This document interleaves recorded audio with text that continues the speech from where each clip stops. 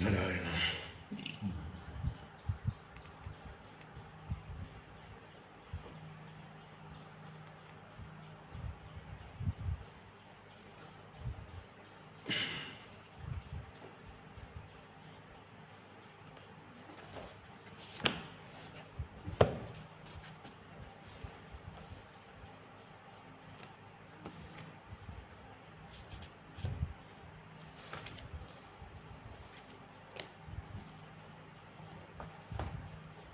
ഹരി ഓം. ഹരി ഓം. എല്ലാവർക്കും നമസ്കാരം. ഓം.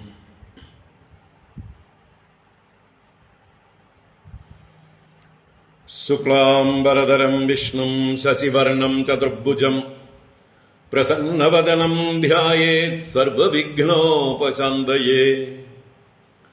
ഗുരവേ സർവലോകാനാം ഭിഷജേ ഭവരോഗിണാം നിധയേ സർവവിദ്യാനാം ദക്ഷിണാമൂർത്തയേ നമഃ. ജന്മാദ്യസ്യ യതോന്വയാദിതരതശ്ചാർത്ഥേഷ്വഭിജ്ഞസ്വരാട് തേനേ ബ്രഹ്മഹൃദായ ആദികവയേ മുഹ്യന്തി യത്സൂരയഃ.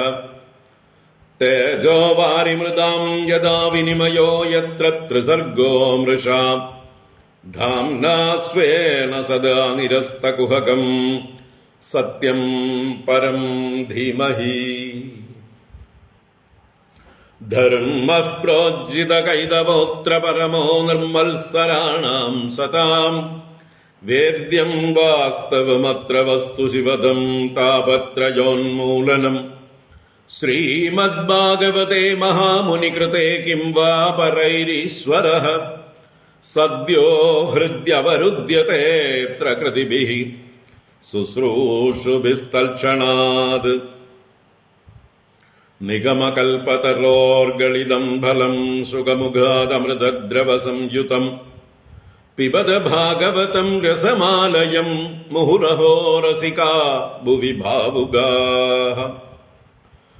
നാരായണം നമസ്കൃത്യ നരം ചൈവ നരോത്തമം ദേവീം സരസ്വതീം വ്യാസം തതോ ജയമുദീരയേത്. യം പ്രവ്രജന്തമനുപേതമപേതകൃത്യം ദ്വൈപായനോ വിരഹകാതര ആജുഹാവ. പുത്രേതി തന്മയതയാ തരവോഭിനേദുഃ തം സർവഭൂതഹൃദയം മുനിമാനതോസ്മി. യസ്വാനുഭാവമഖിലശ്രുതിസാരമേകം അധ്യാത്മദീപമതിതിതീർഷതാം തമോന്തം. സംസാരിണാം കരുണയാഃ പുരാണഗുഹ്യം തം വ്യാസസൂനുമുപയാമി ഗുരും മുനീനാം. മൂകം കരോതി വാചാലം പങ്കും ലംഘയത്തെ ഗിരിം യത്കൃപാതമഹം വന്ദേ പരമാനന്ദമാധവം. യം ബ്രഹ്മാ വരുണേന്ദ്രരുദ്രമരുതഃ സ്തുന്വന്തി ദിവ്യൈസ്തവൈഃ വേദൈഃ സാംഗപദക്രമോപനിഷദൈഃ ഗായന്തി യം സാമഗാഃ. ധ്യാനാവസ്ഥിതതദ്ഗതേന മനസാ പശ്യന്തി യം യോഗിനോ യസ്യാന്തം ന വിദുഃ സുരാസുരഗണാഃ ദേവായ തസ്മൈ നമഃ. കോമളം കൂജയൻ വേണും ശ്യാമളോയം കുമാരകഃ വേദവേദ്യം പരം ബ്രഹ്മ ഭാസതാം പുരതോ മമ. ഭൂതൈർമഹദ്ഭിർയയിമാ പുരോ വിഭുഃ നിർമ്മായ ചേദേയതമൂഷു പൂരുഷഃ. ഭുങ്ക്തേ ഗുണാൻ ഷോഡശ ഷോഡശാത്മകഃ സോലങ്കൃഷീഷ്ട ഭഗവാൻ വജാംസി മേ. സച്ചിദാനന്ദരൂപായ വിശ്വോത്പത്യാദിഹേതവേ താപത്രയ വിനാശായ ശ്രീകൃഷ്ണായ വയം നുമഃ. കൃഷ്ണായ വാസുദേവായ ഹരയേ പരമാത്മനെ പ്രണതക്ലേശനാശായ ഗോവിന്ദായ നമോ നമഃ. കൃഷ്ണായ വാസുദേവായ ദേവകീനന്ദനായ ച നന്ദഗോപകുമാരായ ഗോവിന്ദായ നമോ നമഃ. നമഃ പങ്കജനാഭായ നമഃ പങ്കജമാലിനേ നമഃ പങ്കജനേത്രായ നമസ്തേ പങ്കജാംഗ്രയേ. പീതാംബരം കരവിരാജിത ശംഖചക്രകൗമോദഗീ സരസിജം കരുണാസമുദ്രം രാധാസഹായമതിസുന്ദരമന്ദഹാസം വാതാലയേശമനിശം ഹൃദി ഭാവയാമി. വാതാലയേശമനിശം ഹൃദി ഭാവയാമി. ഓം നമോ ഭഗവതേ വാസുദേവായ. ഓം നമോ നാരായണായ. ശ്രീ ഗുരുവായൂരപ്പ ശരണം. ഓം നമഃ പരമഋഷിഭ്യോ നമഃ. പരമഋഷിഭ്യഃ ശ്രീ ഗുരുഭ്യോ നമഃ. ഹരി ഓം. എല്ലാവർക്കും നമസ്കാരം. എല്ലാവർക്കും സുപ്രഭാതം, ശുഭദിനം, സുസ്വാഗതം. ഇന്നത്തിരി വൈകി, കുറച്ച് അതിഥികൾ ഉണ്ടായിരുന്നു. അതുകൊണ്ടാണ് അവര് 10 മണിക്ക് വരാമെന്ന് പറഞ്ഞ് 10:50 എത്തിയപ്പോൾ. തൃപ്പൂണിത്തുറയിൽ നിന്ന് വരുന്നവരാണ്. എന്തായാലും അവർക്ക് നിൽക്കാനുള്ള സമയമില്ല. കോയമ്പത്തൂരിലേക്ക് പോകുന്ന വഴി ഇവിടെ കയറിയതാണ്. അതുകൊണ്ട് അവർക്ക് വേണ്ടി കുറച്ച് സമയം മാറ്റിവെച്ചു. നാരായണ. ഓക്കെ.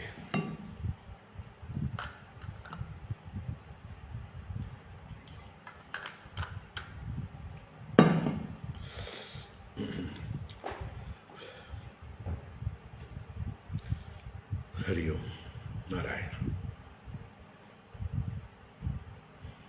നമുക്ക് ഭാഗവത ജ്ഞാനഗംഗാ പ്രവാഹത്തിലേക്ക് എല്ലാവർക്കും സുസ്വാഗതം.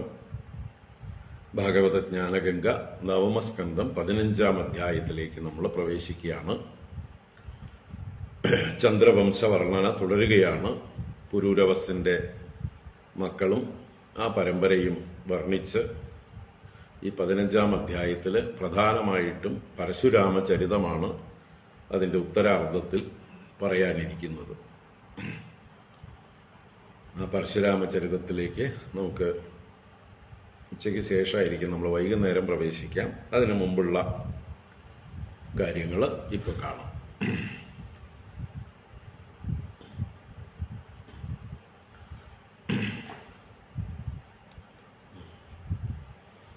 അപ്പോൾ ആദ്യം വായിക്കാം. 15-ാം അധ്യായം വായിച്ചിട്ട് നമുക്ക് വരാം. ഓം നമോ ഭഗവതേ വാസുദേവായ. അഥ ശ്രീമദ്ഭാഗവതേ നവമസ്കന്ധേ 15-ഓധ്യായഃ. ശ്രീശുക ഉവാച.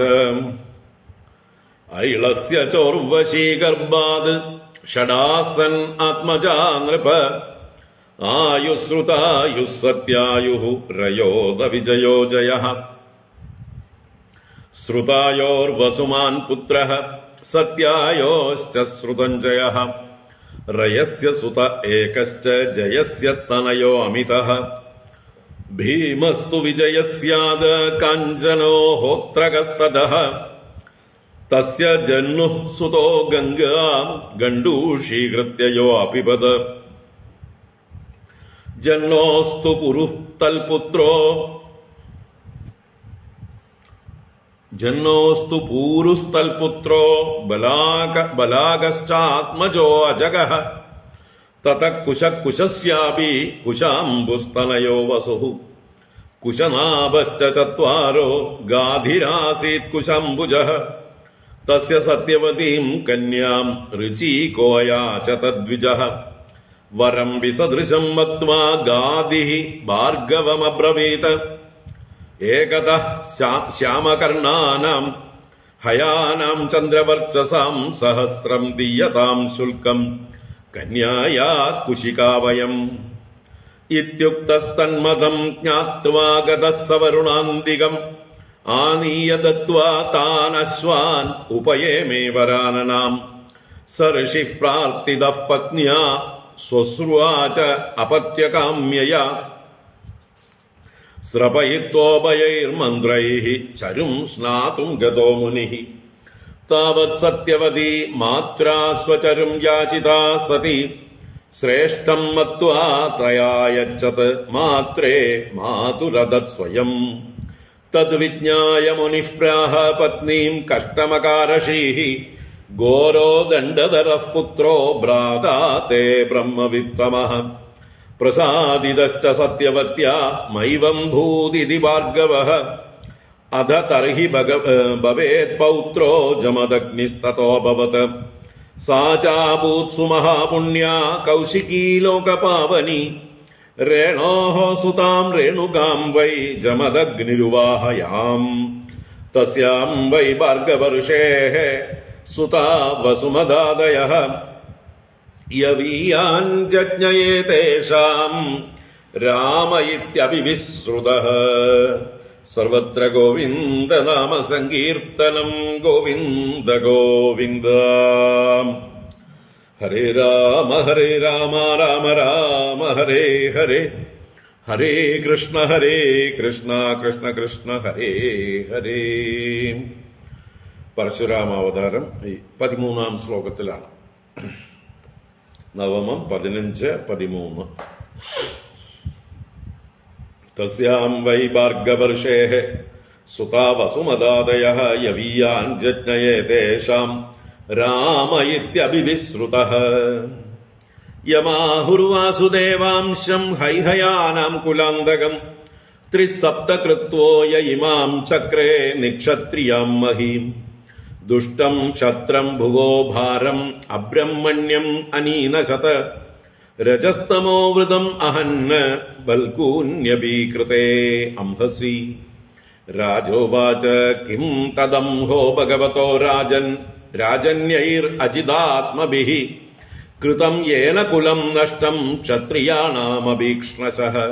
ശ്രീശുക ഉവാച ഹൈഹയാനാമധിപതിഃ അർജുനഃ ക്ഷത്രിയർഷഭഃ ദത്തം നാരായണസ്യാംശം ആരാധ്യ പരികർമ്മഭിഃ ബാഹൂൻ ദശശതം ലേഭേ ദുർദർശത്വം അരാദിഷു അവ്യാഹതേന്ദ്രിയൗജ ശ്രീതേജോ വിദ്യാ തേജോ വീര്യയശോബലം.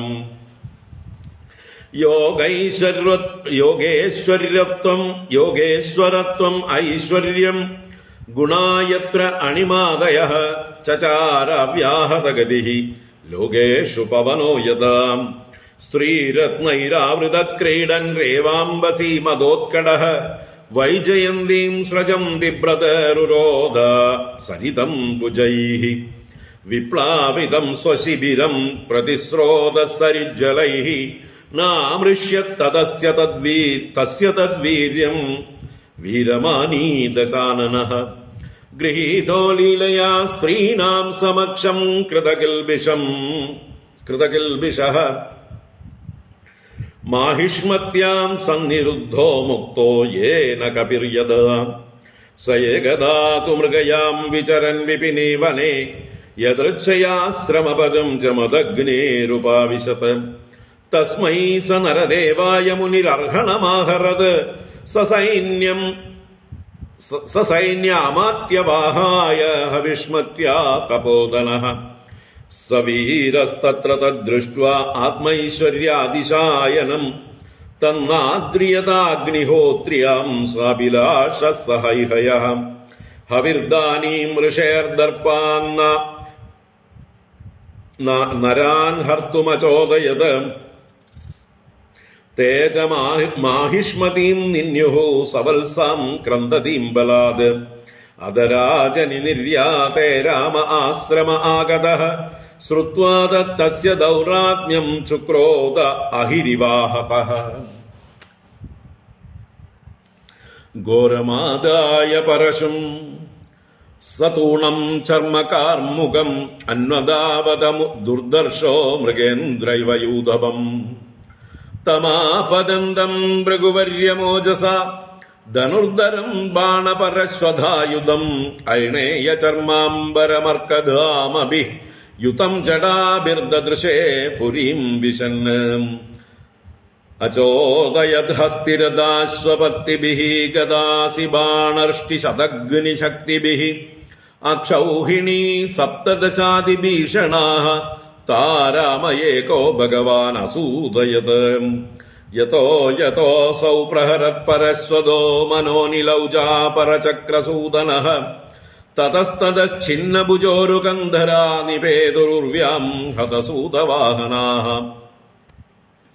ദൃഷ്ട്വാ സ്വസൈന്യം രുതിരൗകകർദ്ദമേ രണാജിരേ രാമകുഠാരസായകൈഃ വിവൃക്ണചർമ്മധ്വജ ചാപവിഗ്രഹം നിപാതിതം ഹൈഹയ ആപദദൃശാം അദാർജുനഃ പഞ്ചശതേഷു ബാഹുഭിർ ധനുഷു ബാണാൻ യുഗപത് സസന്തതേ രാമായ രാമോ അസ്ത്രഭൃതാം സമഗ്രണീഃ താന്യേകധന്വേഷുഭിർ ആച്ഛിന്നത് സമം പുനഃ സഹസ്തൈരചലാൻ മൃദേ അംഗ്രിപാൻ ഉക്ഷിപ്യ വേഗാദഭിധാവതോ യുധി ഭുജാൻ കുഠാരേണ കഠോരനേമിനാ ചിച്ഛേദ രാമ പ്രസഭം ത്വഹേരിവ കൃത്തബാഹോഃ ശിരസ്തസ്യ ഗിരേഃ ശൃംഗമിവാഹരത് ഹതേ പിതരിതൽപുത്ര അയുതം ദുദ്രുവുർഭയാത് അഗ്നിഹോത്രൈമുവ ഉപാവർത്യ സവത്സാം പരവീരഃ സമുപേത്യാശ്രമം പിത്രേ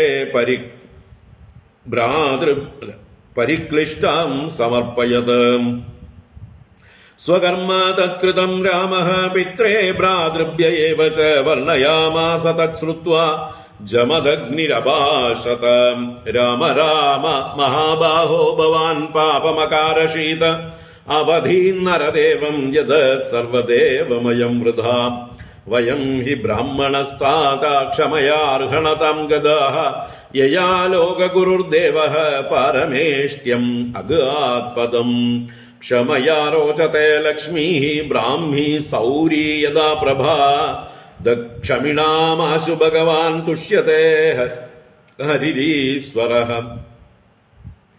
രാജ്ഞോ മൂർധാഭിഷിക്തസ്യ വദോ ബ്രഹ്മവദാത് ഗുരുഃ തീർത്ഥസംസേവയാ ചാംഹോ ജഹ്യംഗാച്യുതചേതനം ചേതനഃ. ഹരി ഓം. ഇത് ശ്രീമദ്ഭാഗവതേ മഹാപുരാണേ പാരമഹംസ്യാം സംഹിതായാം നവമസ്കന്ധേ പഞ്ചദശോऽധ്യായഃ.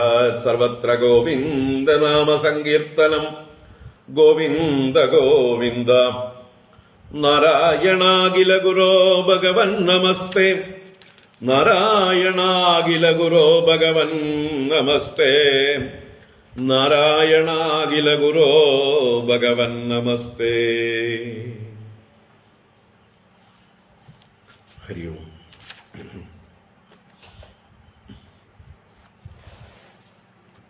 അപ്പോൾ എല്ലാവർക്കും ഒരിക്കൽ കൂടെ നമസ്കാരം, ഒരിക്കൽ കൂടെ സുപ്രഭാതം. ഭാഗവത ജ്ഞാനഗംഗയിലേക്ക് സുസ്വാഗതം.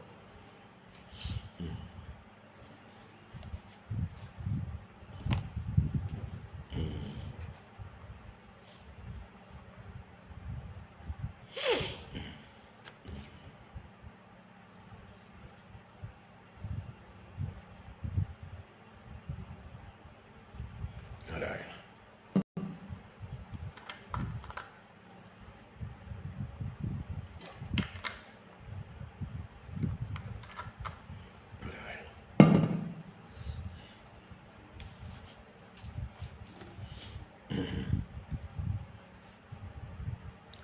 അപ്പോൾ കഴിഞ്ഞ അധ്യായം 13-ാം അധ്യായത്തിൽ ചന്ദ്രവംശം ചരിതം ആരംഭിച്ചു.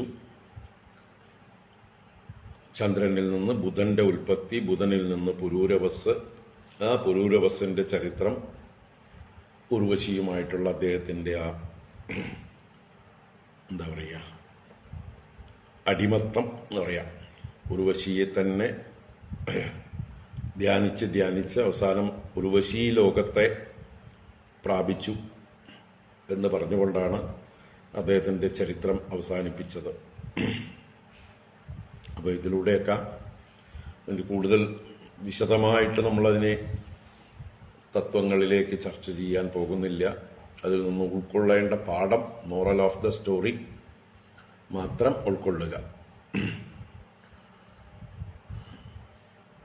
ഭാഗവതം 9ാം സ്കന്ധത്തിൽ സൗബരി മഹർഷിയുടെ കഥ, പുരൂരവസിന്റെ കഥ, യയാതിയുടെ കഥ, ഈ 3 കഥകൾ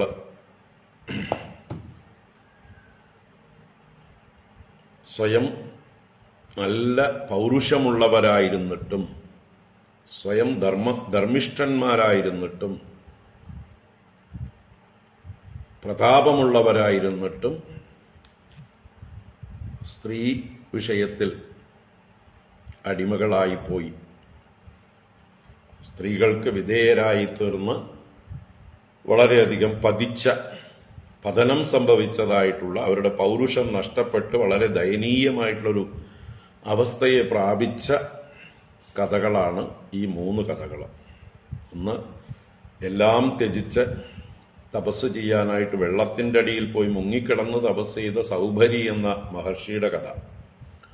അദ്ദേഹം പ്രാകൃത ഭാവത്തിലേക്ക് അധപ്പതിക്കുന്നത് കണ്ടു. മത്സ്യങ്ങളുടെ ദാമ്പത്യം കണ്ട് അതിൽ നിന്ന് തനിക്കും വിവാഹം കഴിക്കണം, ദാമ്പത്യം അനുഭവിക്കണം എന്നുള്ള കൊതിയുണ്ടായി. പിന്നീട് 50 കന്യകമാരെ വിവാഹം കഴിച്ച് മഹാസംസാരിയായി മാറിയ കഥ. അതേപോലെ തന്നെയാണ് ഇവിടെ പുരൂരവസിന്റെയും. നല്ല ബുധന്റെ പുത്രനായി, പുരുഷോത്തമനായി, എല്ലാ പൗരുഷവുമുള്ള, എല്ലാ വീര്യവും ശക്തിയുമുള്ള ഏതൊരു പുരൂരവസിന്റെ കഥ, വീര്യങ്ങളെക്കുറിച്ച്, യശസ്സിനെക്കുറിച്ച്, ഗുണഗണങ്ങളെക്കുറിച്ച് നാരദൻ പോലും സ്വർഗലോകത്തിൽ ചെന്ന് പാടിയോ? അപ്പൊ അത് ആലോചിക്കേണ്ടതാണ് നമ്മൾ, അല്ലേ? ആ പുരൂരവസിന്റെ മാഹാത്മ്യം, അദ്ദേഹത്തിന്റെ ഗുണഗണങ്ങൾ, വീര്യങ്ങൾ, പരാക്രമങ്ങളെ കുറിച്ചൊക്കെ നാരദ മഹർഷി ചെന്ന് ഈശ്വരന്റെ കീർത്തനം പാടുന്നത് പോലെ സ്വർഗത്തിൽ ചെന്ന് പാടി എന്ന് പറയുമ്പോൾ എത്ര കേമനായിരുന്നു ആള്. പിന്നീട് അദ്ദേഹം ഉർവശിയെ കണ്ടതോടുകൂടി അദ്ദേഹത്തിൽ ഉണ്ടാവുന്ന മാറ്റം, ഉർവശി ദർശന മാത്രേണ തലയും കുത്തി വീഴുന്ന പുരൂരവസിനെ കാണാം. അദ്ദേഹത്തിന്റെ പൗരുഷം നഷ്ടപ്പെട്ട് വളരെ ഒരു സ്ത്രീക്ക് അടിമയായി, വിധേയനായി അധപ്പതിക്കുന്ന കഥ, അവളുടെ പുറകെ കെഞ്ചിക്കൊണ്ട് നടക്കുന്ന കഥ. അതിന്റെ ബാക്കി ഇനി നമ്മൾ ഐളഗീതയിൽ കാണാം. ഏകാദശ സ്കന്ധത്തില് സ്വയം അദ്ദേഹം തന്നെ പരിഹസിക്കുന്ന, തന്നെ വിമർശിക്കുന്ന, തനിക്ക് പറ്റിയ വിഡ്ഢിത്തരത്തെക്കുറിച്ച് പച്ചയ്ക്ക് വിളിച്ചു പറയുന്ന അത് നമുക്ക് കാണാം. അപ്പൊ പിന്നെ നമ്മൾ പറയുന്നതിൽ തെറ്റൊന്നുമില്ല, അദ്ദേഹം തന്നെ അത് മനസ്സിലാക്കിയിട്ടുണ്ട്. അപ്പോ അങ്ങനെ അധപ്പതിച്ച പുരൂരവസിന്റെ കഥ. അതുപോലെ യയാതിയുടെ കഥ ഇനി പറയാൻ പോകുന്നുണ്ട്. ഇതേ ചന്ദ്രവംശത്തിൽ പിറന്ന യയാതിയുടെ കഥ. ഇത് 3 കഥകൾ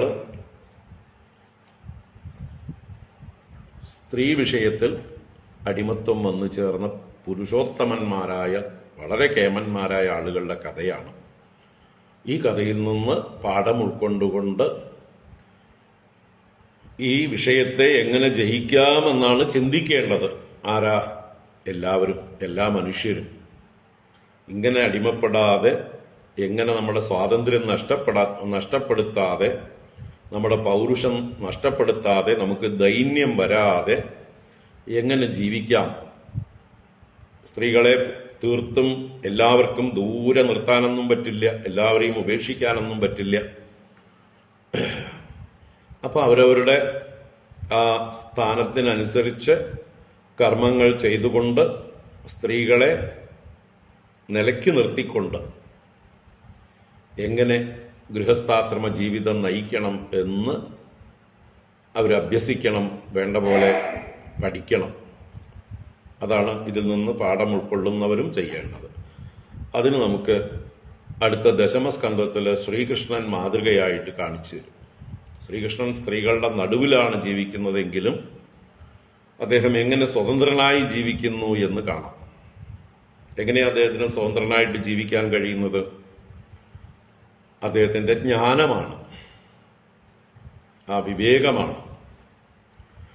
അപ്പോൾ ആ ജ്ഞാനം കൊണ്ട് മാത്രമേ ഈ ലോക വിഷയങ്ങളെ ജയിച്ച് അതിനതീതരായി ഈ വെള്ളത്തിൽ മുങ്ങാതെ, സംസാരമാകുന്ന സമുദ്രത്തിൽ മുങ്ങാതെ അതിനുപരി എന്താ പറയുക, പൊങ്ങിക്കിടക്കാൻ കഴിയുള്ളൂ. അതിന് നീന്തൽ പഠിക്കണം, അല്ലേ? അതിനുള്ള വിദ്യകൾ അഭ്യസിക്കണം. അപ്പോൾ ആ ബ്രഹ്മവിദ്യ വേണ്ടതുപോലെ അഭ്യസിച്ച് അതിൽ നിഷ്ഠ നേടി ലൗകിക ജീവിതത്തെ ബാലൻസ് ചെയ്ത് കൊണ്ടുപോകാൻ സാധിക്കണം. അല്ലാതെ ലൗകിക വിഷയങ്ങളിൽ മൂക്കും കുത്തി വീണ് അടിമകളായി അസ്വതന്ത്ര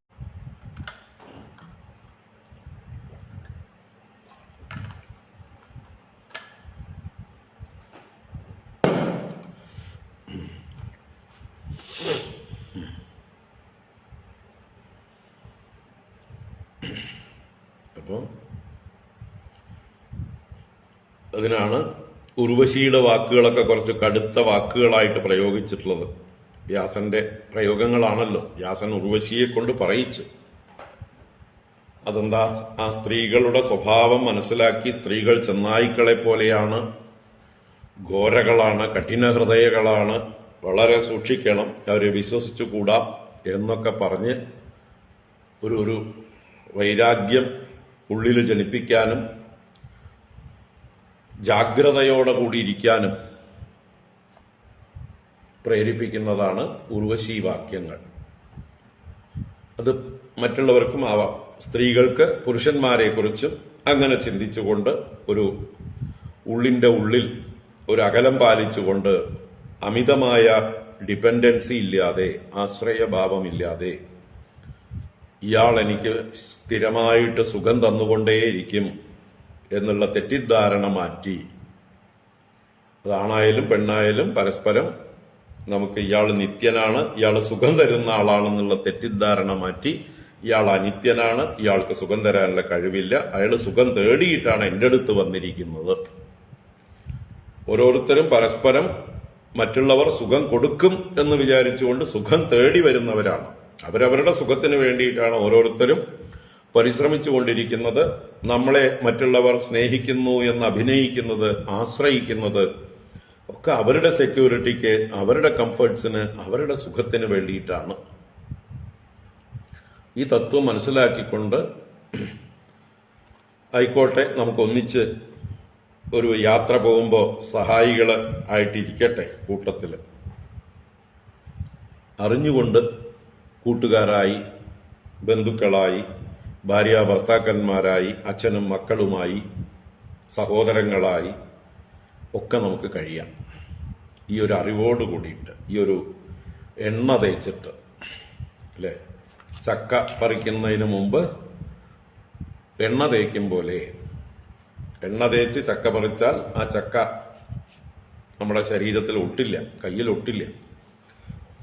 അതുപോലെ ഈ അറിവാകുന്ന വൈരാഗ്യത്തിന്റെ എണ്ണ നല്ലോണം പുരട്ടുക മനസ്സിൽ.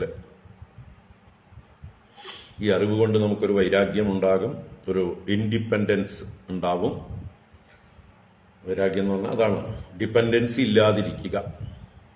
എങ്ങനെയാണോ ഉണങ്ങിയതായിട്ടുള്ള ഒരു കമ്പിലിരിക്കുന്ന പക്ഷി ആ കമ്പിനെ വിശ്വസിച്ചിട്ടല്ല ഇരിക്കുന്നത്, തന്റെ ചിറകുകളിലുള്ള വിശ്വാസമാണ് അതിന്റെ ധൈര്യം. അതുപോലെ നമ്മളും സ്വന്തം ചിറകുകളെ വിശ്വസിക്കുക. ഏതാ സ്വന്തം ചിറകുകൾ? ഭക്തി, ജ്ഞാന, വൈരാഗ്യങ്ങൾ തന്നെയാണ്. ഭക്തിയും ജ്ഞാനവും രണ്ട് ചിറകുകളാണെങ്കിൽ വൈരാഗ്യം വാലായിക്കോട്ടെ.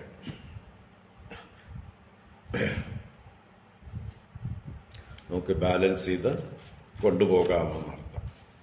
അപ്പൊ ഈ കാര്യങ്ങളാണ് നമ്മൾ ഇതിൽ നിന്ന് സാമാന്യമായിട്ട് ഒന്ന് വിചാരം ചെയ്ത് ഗ്രഹിക്കേണ്ടത്. ആ അറിവോടുകൂടി ജീവിക്കാൻ കഴിയട്ടെ.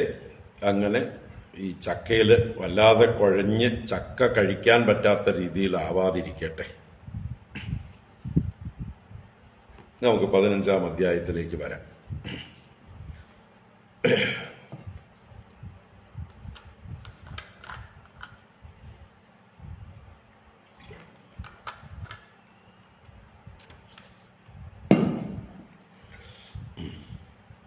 കനകം മൂലം കാമിനി മൂലം കലകം ഉലകിൽ പലവിധം സുലഭം എന്ന് പറഞ്ഞ ആ കാമിനി മൂലമുള്ളതിനെയാണ് പറഞ്ഞത്. കാമിനി കാഞ്ചനങ്ങൾ നമ്മളെ എത്ര ഭ്രമിപ്പിക്കുന്നു. ഇനിയപ്പോ വരാനിരിക്കുന്ന പരശുരാമചരിതം, അതിൽ കാർത്തവീര്യാർജുനന്റെ ചരിതമുണ്ട്. ആ ചരിത്രം കാഞ്ചനത്തെ ബേസ് ചെയ്തുകൊണ്ടുള്ളതാണ്. കാരണം കാർത്തവീര്യാർജുനൻ എത്ര മഹാനായിരുന്നു, എത്ര ശക്തനായിരുന്നു എന്ന് കഥ പറയുന്നുണ്ട്. രാവണനെയൊക്കെ നിസ്സാരമായിട്ട് ജയിച്ച ആളാണ്. 1000 കൈകളുള്ള സാക്ഷാൽ ദത്താത്രേയ മഹർഷിയുടെ പരിപൂർണ അനുഗ്രഹത്തിന് പാത്രീഭവിച്ച 100 അശ്വമേധയാഗം ചെയ്ത ആളാണ്.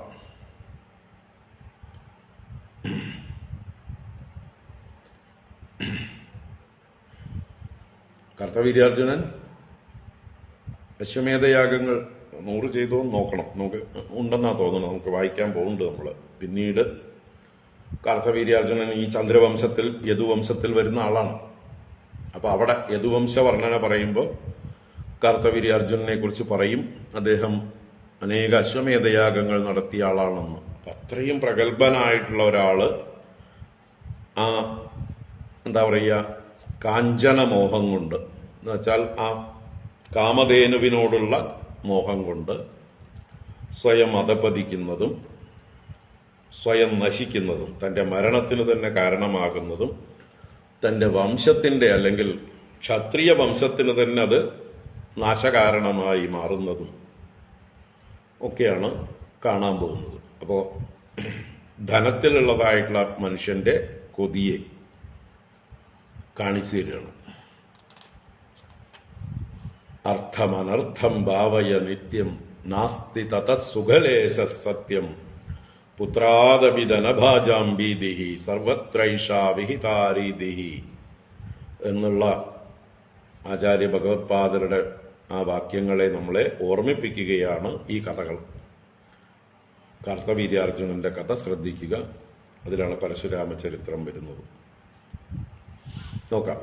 അപ്പൊ നമുക്ക് 15-ാം അധ്യായത്തിലേക്ക് വരാം.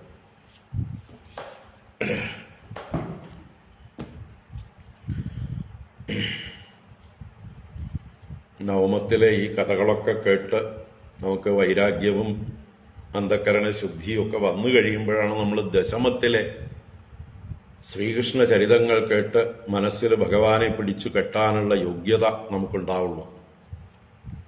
ഭക്തി കൊണ്ട് ഭഗവാനെ ബന്ധിക്കണമെങ്കിൽ, ഭഗവാൻ അകത്തേക്ക് വരണമെങ്കിൽ അകം ശുദ്ധമാകണം. ദശമത്തിലെ 3-ാം അധ്യായമാകുമ്പോഴേക്കും ഭഗവാൻ വരും. അപ്പൊ ഭഗവാൻ വരണമെങ്കിൽ ഭഗവാൻ വരുന്നതിന് മുമ്പ് നമുക്ക് വീടൊക്കെ വൃത്തിയാക്കി വെക്കണം, വേണ്ടേ? എവിടെയാണ് ഭഗവാൻ വസിക്കേണ്ടത്? നമ്മുടെ ഓരോരുത്തരുടെയും ഹൃദയഭവനത്തിൽ. അപ്പൊ അതിനെ വൃത്തിയാക്കാനുള്ള കഥകളാണ് ഈ നവമസ്കന്ധത്തിലെ ഈശാനു കഥകൾ. നമുക്ക് ചിന്തിക്കാം. ഓം നമോ ഭഗവതേ വാസുദേവായ.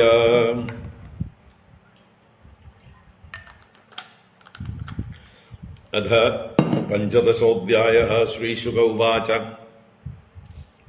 ഐളസ്യ ചോർവശീ ഗർഭാത് ഷഡാസന്നാത്മജാ നൃപ ആയുശ്രുതായുഃ സത്യായുഃ രയോത വിജയോ ജയഃ. ശ്രീശുക ഉവാച. ഐളസ്യ ചോർവശീ ഗർഭാത് ഷഡാസന്നാത്മജാ നൃപ ആയുശ്രുതായുഃ സത്യായുഃ രയോത വിജയോ ജയഃ.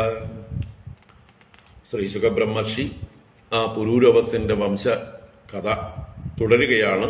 ഐളസ്യ ച ഉർവശീ ഗർഭാത് ഷഡ് ആസന്ന് ആത്മജാഹ നൃപ. ഹേ നൃപ, അല്ലയോ പരീക്ഷിത് രാജാവേ, ഐളസ്യ, ഐളസ്യ ഇളായാഹ അപത്യം പുമാൻ. ആരാണ് ഐളൻ? പുരൂരവാഹ. അപ്പൊ പുരൂരവസിന് ഉർവശീ ഗർഭാത്, ഉർവശീ ഗർഭത്തിൽ നിന്ന് ഷഡ് ആസന്ന് ആത്മജാഹ, ഷഡ് ആത്മജാഹ ആസന്ന്, 6 പുത്രന്മാരുണ്ടായി, ആത്മജന്മാരുണ്ടായി എന്നർത്ഥം. അപ്പൊ ഉർവശീ ഗർഭത്തിൽ നിന്ന് തന്നെയാണെന്ന് വ്യക്തമായുള്ള പറയുന്നു. അപ്പോൾ ഓരോ വർഷങ്ങളിലും ഉർവശിയിൽ നിന്ന് ഓരോ സന്തതികളെ കിട്ടിയിട്ടുണ്ടാവും. നമ്മൾ കഴിഞ്ഞ ആ കഥയിൽ കണ്ടില്ലയോ, അങ്ങേക്ക് എന്നെ വർഷാന്ത്യത്തിൽ കാണാം, സംവത്സരാന്ത്യത്തിൽ നമുക്ക് സംഗമിക്കാം എന്ന് പറഞ്ഞ് 6 വർഷം സംഗമിച്ചിട്ടുണ്ടാവും.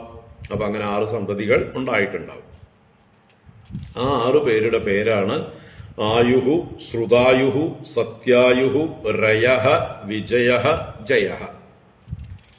ആയു, ശ്രുതായു, സത്യായു, രയൻ, വിജയൻ, ജയൻ.